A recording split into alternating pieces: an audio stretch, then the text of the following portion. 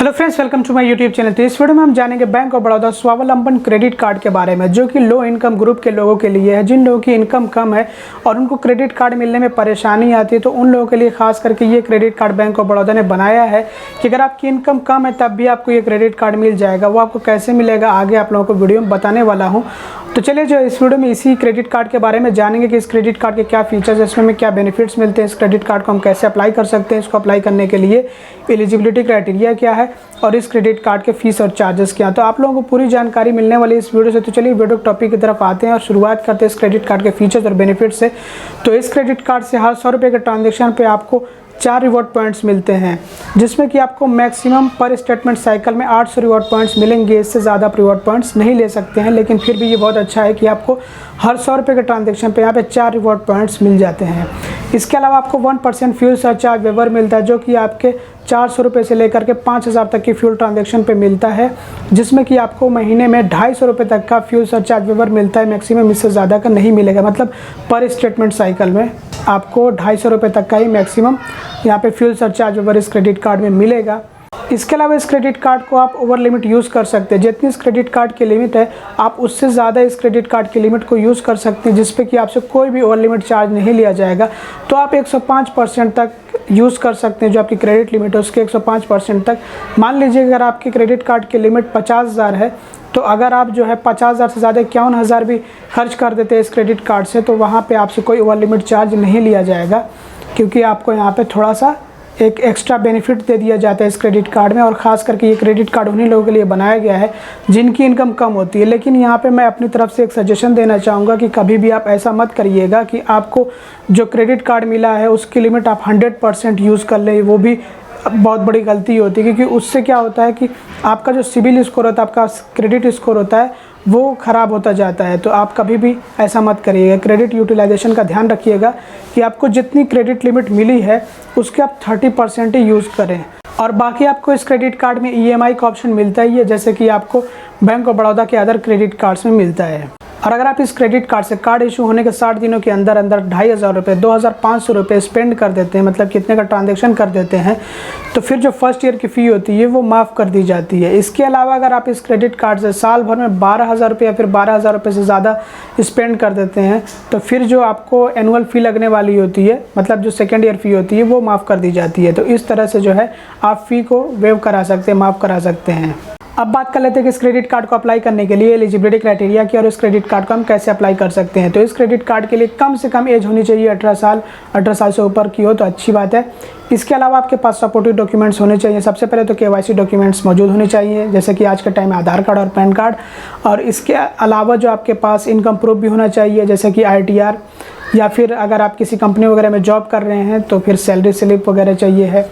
तो इनकम के डॉक्यूमेंट भी चाहिए है यहाँ पे, और बाकी आपके KYC डॉक्यूमेंट्स तो ज़रूरी होते ही सबसे पहले। तो ये जो क्रेडिट कार्ड है, जैसे मैंने आप लोगों को बताया है कि ये लो इनकम ग्रुप के लोगों के लिए है, मतलब जिनकी इनकम कम है उन लोगों के लिए है। उनको आसानी से मिल जाएगा। अब ऐसा नहीं कि जिनकी इनकम बहुत ज़्यादा है तो वो अप्लाई करेंगे तो उनको नहीं मिलेगा, मिल जाएगा उनको भी।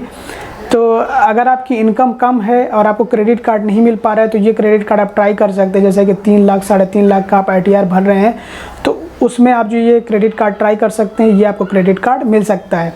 अब देखिए दूसरे जो क्रेडिट कार्ड्स होते हैं, आमतौर पर आज के टाइम के हिसाब से मैं बता रहा हूँ, ज़्यादातर बैंक जो है 4,80,000 रुपये तक का मांगते हैं ITR कम से कम। मतलब प्राइवेट बैंक तो इतना ही मेरे ख्याल से मांगते हैं, क्योंकि बात हुई थी तो कह रहे थे कि 4,80,000 से ऊपर का ITR होगा, ये कम से कम 4,80,000 तक का होना चाहिए, तभी जो हम क्रेडिट कार्ड आपको दे सकते हैं। तो ये एक जो है इशू रहता है कि अगर ITR जो है कम का है आपका, तो फिर वहाँ पे मुश्किल हो जाती है आपको क्रेडिट कार्ड मिलना। मतलब सरकारी बैंकों का ही मिल पाता है। तो सरकारी बैंकों में ये bank of Baroda much better है, क्योंकि इनके क्रेडिट कार्ड्स अच्छे होते हैं और ऑफर्स वगैरह भी अच्छे होते हैं। और रिवॉर्ड पॉइंट्स वगैरह के बारे में तो मैंने आप लोगों को बता ही दिया है कि इसमें रिवॉर्ड पॉइंट्स भी आपको मिलते हैं। तो ओवरऑल अगर आप चाहें तो ट्राई कर सकते हैं। बैंक ऑफ बड़ौदा का क्रेडिट कार्ड अच्छा होता है।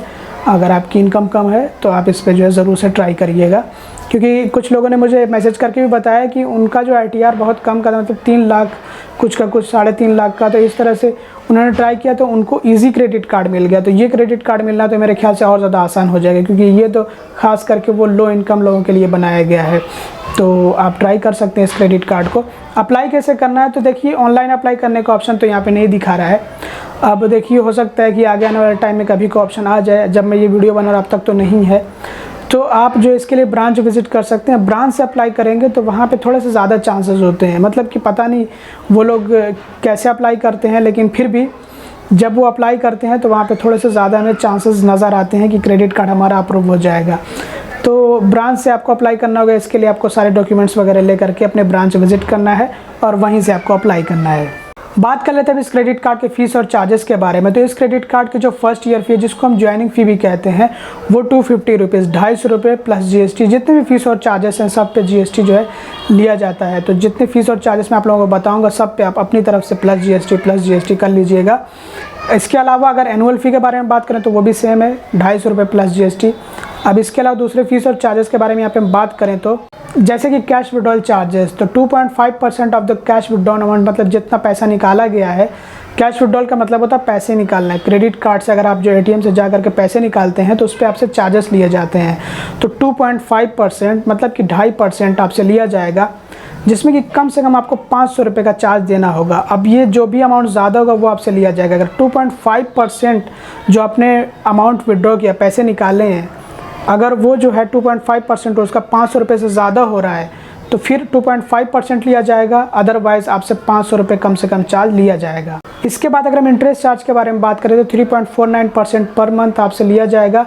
और अगर पर एनम के बारे में बात करें तो 41.88% आपसे लिया जाएगा जब आप अपने क्रेडिट कार्ड के बिल का पेमेंट इंटरेस्ट फ्री पीरियड के अंदर नहीं करते, या फिर अगर आप अपने क्रेडिट कार्ड से कैश विड्रॉल कर लेते हैं, पैसे निकाल लेते हैं। तो इस क्रेडिट कार्ड में आपको 50 डेज़ का इंटरेस्ट फ्री पीरियड मिलता है। तो ये जो 50 डेज़ का इंटरेस्ट फ्री पीरियड होता है, इसमें आप जो है बिल पेमेंट कर देंगे तो कोई भी आपसे इंटरेस्ट चार्ज नहीं लिया जाएगा।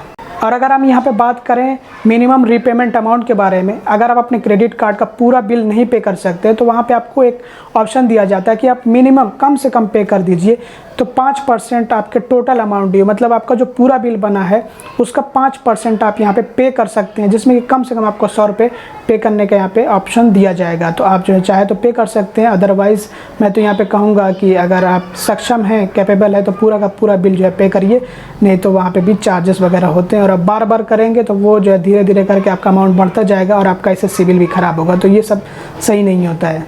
चेक रिटर्न चार्जेस, अगर आप पेमेंट के लिए चेक डिपॉजिट करते हैं और वो रिटर्न होता है तो उस पर आपसे चार्ज लिया जाता है। ये तो आप लोग जानते ही हैं कि चेक बाउंस होने पे आपसे चार्ज लिया जाता है, जो कि यहाँ पे 2% है। मतलब जितने अमाउंट का आपका चेक होगा उसी पे आपसे 2% चार्ज लिया जाएगा, जिसमें कि मिनिमम आपको 450 रुपये का चार्ज देना होगा। इनमें से जो अमाउंट बड़ा होगा वो आपसे लिया जाएगा। मतलब 2% अगर बड़ा है, अगर वो ज़्यादा हो रहा है 450 रुपये से, तो फिर वो 2% लिया जाएगा, अदरवाइज़ जो है 450 रुपये आपसे चार्ज लिया जाएगा। ओवर लिमिट चार्जेस के बारे में बात करें तो जैसे मैंने आप लोगों को बताया कि इस क्रेडिट कार्ड में आपको ये फैसिलिटी मिलती है कि आप 105% तक इसकी लिमिट यूज़ कर सकते हैं, जो कि ओवर लिमिट में आता है। लेकिन यहाँ पे आपसे कोई चार्ज नहीं लिया जाएगा, क्योंकि ये इस क्रेडिट कार्ड में आपको एक खास तरह का फीचर मिलता है। लेकिन अगर आप इससे ज़्यादा इस क्रेडिट कार्ड की लिमिट को यूज़ करते हैं तो वो ओवर लिमिट में ज़रूर आएगा, जिस पे कि आपसे ओवर लिमिट का चार्ज लिया जाएगा, जो कि 2.5% of the over limit amount होता है, जिसमें आपको कम से कम 500 रुपये का चार्ज देना होगा। कार्ड रिप्लेसमेंट चार्जेस, अगर आप अपने क्रेडिट कार्ड को रिप्लेस कराते हैं तो ऐसे में आपको 100 रुपये चार्ज देना होगा। फॉरेन करेंसी ट्रांजेक्शन फी 3.50% आपसे ली जाएगी। जो भी आपका ट्रांजैक्शन अमाउंट होगा उसी के जो है 3.50% आपसे ये फ़ी ली जाती है। अगर आप लिमिट बढ़वाने के लिए रिक्वेस्ट करते हैं और आपकी लिमिट बढ़ा भी दी जाती है तो उस पर आपसे कोई चार्ज नहीं लिया जाएगा, वो फ्री है। लेट पेमेंट चार्जेस 100 रुपये से लेकर के 950 रुपये तक हो सकता है, डिपेंड करता है कि जो अमाउंट ड्यू है वो कितना है। तो आप अपनी स्क्रीन पर देख लीजिए कि कितने अमाउंट ड्यू पे कितना लेट पेमेंट चार्ज आपसे लिया जाएगा। तो दोस्तों ये थे इस क्रेडिट कार्ड के सभी ज़रूरी फीस और चार्जेस, जिनके बारे में मैंने आप लोगों को पूरी जानकारी दे दी। मैंने पहले ही बता दिया कि GST जो होता है सभी फीस और चार्जेस पे अप्लाई होगा, तो सब पे एप्लीकेबल है। आप अपनी तरफ से प्लस GST कर लीजिएगा। अभी के टाइम में 18% GST आपसे लिया जा रहा है, जो कि चार्ज पे होता है, वो अमाउंट पे नहीं होता है। जिस अमाउंट पे आपसे चार्ज लिया जाता है उस पर नहीं होता है, जो चार्ज पे आपसे लिया जाता है। तो दोस्तों बस यही था बैंक ऑफ बड़ौदा का स्वावलंबन क्रेडिट कार्ड, जो कि मेरी नज़र में एक अच्छा क्रेडिट कार्ड है उन लोगों के लिए जिनकी इनकम कम है। तो आपकी नज़र में ये क्रेडिट कार्ड कैसा, कमेंट करके ज़रूर से बताइएगा।